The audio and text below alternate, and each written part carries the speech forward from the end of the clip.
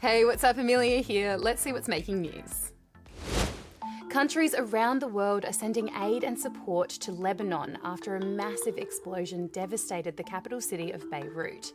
Kale takes a look at what's going on.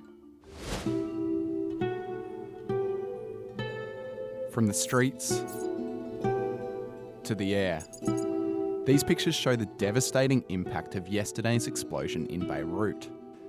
And while some cleanup begins today, the effects will be long-standing. Beirut's governor, Marwan Aboud, says hundreds and thousands of people have been left homeless after the blast, and several hospitals have been badly damaged, leaving others overwhelmed with patients. The explosion has added to a long list of issues facing the country. Lebanon was already going through its worst economic crisis in history. Half of its population lives in or close to poverty, while across the country there have been fuel shortages and constant blackouts. Now that the city's main port has been damaged, aid workers are worried about the country getting the food and supplies it needs. Around the world, countries have shown support for Lebanon and pledged to send donations and aid, including their neighbours Israel, who they've been in a technical state of war with for generations.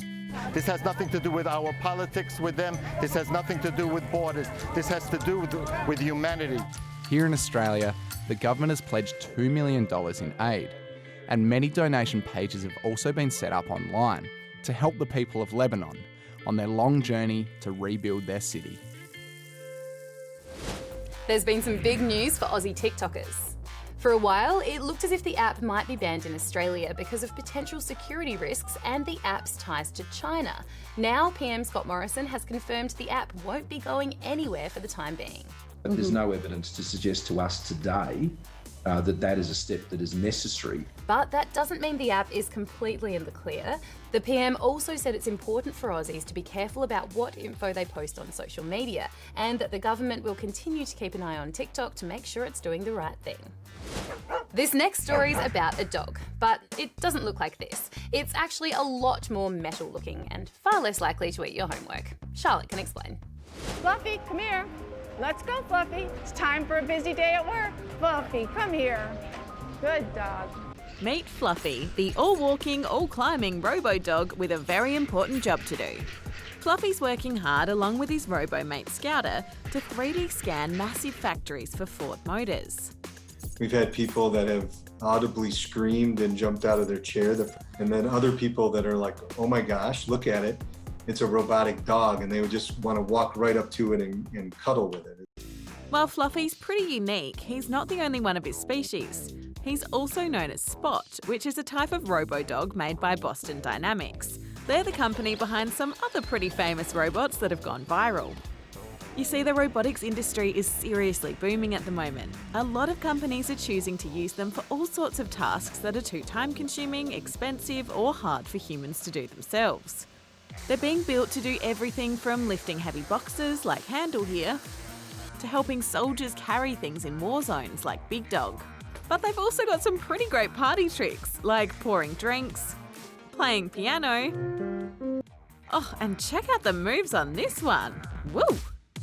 Experts reckon robots are going to become more and more common in future workplaces, so we better get used to seeing good boys like Fluffy here becoming our co-workers. I wonder who I'd talk to about getting one for the ABC.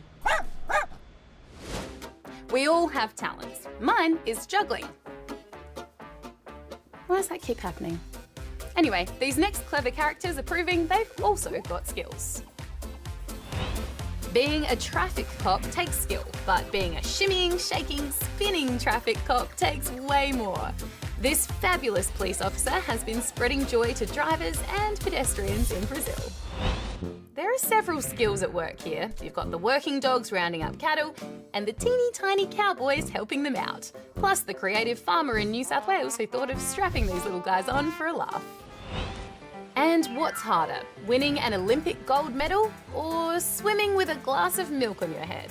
Skillful American swimmer Katie Ledecky showed she can do both. Well, that's it for now, but make sure you hit that subscribe button down there if you haven't already so you never miss out on seeing an episode of BTN Newsbreak.